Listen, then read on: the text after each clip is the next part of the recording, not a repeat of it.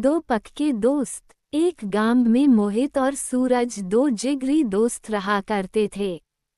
गांव में उनके लिए कोई अच्छा काम नहीं था, इसलिए वो दोनों शहर जाकर काम करने का सोचा और अगले दिन काम की तलाश में निकल गए शहर की ओर। शहर गांव से बहुत दूर था। कई घंटों चलने के बाद दोनों दोस्त एक पेड़ के नीचे आराम करने के लिए बैठे। मोहित सूरज से कहने लगा, शहर अभी भी 4 से 5 किलोमीटर दूर है।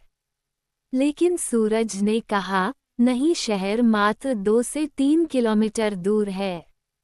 इसी बात पे दोनों में बहस होने लगी। अचानक सूरज ने मोहित को जोर से एक चाटा मार दिया।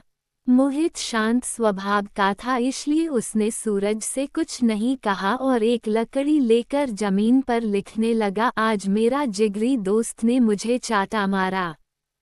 फिर दोनों शहर की ओर चल दिए। अब कोई किसी से बात नहीं कर रहा था। रास्ते में एक छोटी सी नदी आई जिसे उनको पार करके जाना था। सबसे पहले मोहित नदी में उतरा और उसका पैर दलदल में फंस गया। उसने सूरज से मदद मांगी और सूरज जल्दी से भाग के मोहित के पास गया और उसे दलदल से बाहर निकाला। फिर दोनों एक साथ नदी पार किया। कुछ दूर जाने के बाद मोहित को एक दीवार नजर आया। उसने एक पत्थर ढूंढ के दीवार पर लिखने लगा, आज मेरे जिगरी दोस्त ने मेरी जान बचाई। ये देखकर सूरज मोहित से कहने लगा, जब मैंने तुम्हें थप्पड़ मारा तो तुमने वहीं पर जमीन में उस बात को लिख दिया, और अपनी जान बचाने की बात तो तुम नदी के किनारे भी लिख सकते थे, तो इतनी दूर इस दीवार पर क्यों लिखा? तब मोहित ने जवाब दिया कि किसी की बुरी बातें या बुरा करा कुछ भी अपने मन में जमा करके नहीं रखना चाहिए।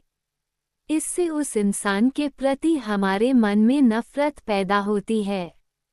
इसलिए जब तुमने मुझे थप्पड़ मारा तो मैंने उसे जमीन पर लिख दिया, क्योंकि कुछ देर बाद हवा चलेगी और वो लिखावट मिट जाएगी। लेकिन किसी की मदद को कभी भूलना नहीं चाहिए, उसे हमेशा याद रखना चाहिए। इसलिए मैंने तुम्हारी की हुई मदद को नदी के किनारे नहीं लिखा और यहाँ इस दीवार पर लिख दिया ताकि ये बहुत दिन तक यहाँ लिखा रहे। मोहित की जवाब सुनकर सूरज खुश हो गया और रोहित को गले से लगा लिया।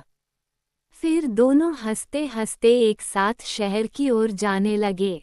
सीख: इस छोटी सी कहानी से हमें ये सीख मिलती है कि हमेशा दूसरों की अच्छाई को अपने दिल में जगह देनी चाहिए।